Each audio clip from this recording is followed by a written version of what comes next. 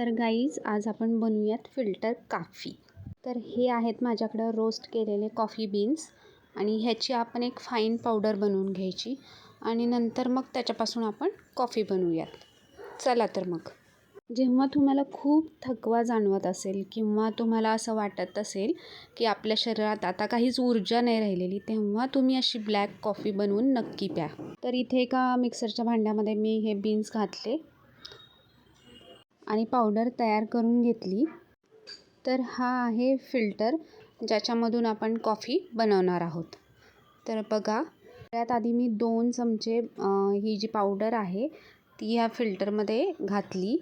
तर समजा तुम्हाला जिमला जायचं आहे तर त्याच्या अगोदर तुम्ही एनर्जीसाठी अशी ब्लॅक कॉफी बनवून प्या आणि ही बीन्सपासून बनवून प्या, कारण त्याची चव खूप वेगळी असते आणि आपण जी कॉफी पावडर बनवून पितो त्याची चव खूप फरक असतो.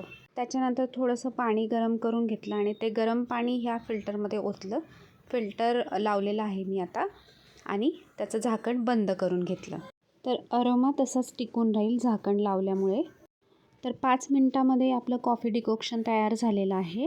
तर ज्यांना ब्लॅक कॉफी आवडत नसेल, खूपच कडू लागते असं वाटतं, त्यांनी काय करायचं, थोडंसं मीठ ह्याच्यामध्ये मिक्स करायचं, म्हणजे जो कॉफीचा कडवटपणा असतो ना तो निघून जातो. एकदम थोडंसं.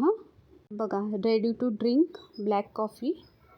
तर जे रेग्युलर ब्लॅक कॉफी घेतात त्यांनाही खूप आवडेल, पण जे रोज कॉफी घेत नाही त्यांना बिलकुल आवडणार नाही. तर मग आपण बनवूयात दुधाची कॉफी. तर गरम केलेलं दूध मी घातलं आहे आता डिकॉक्शनमध्ये आणि आपल्याला पाहिजे तेवढी आपण स्ट्रॉंग करून घेऊ शकतो. नंतर घालूयात 1 चमचा साखर. तर साखर घातल्यावर काय होणार आहे, ही सगळ्यांना आवडणार आहे. तर आता ह्यातल्या कॅलरीज वाढलेल्या आहेत, तर कधीतरी आपण अशी कॉफी पिऊ शकतो.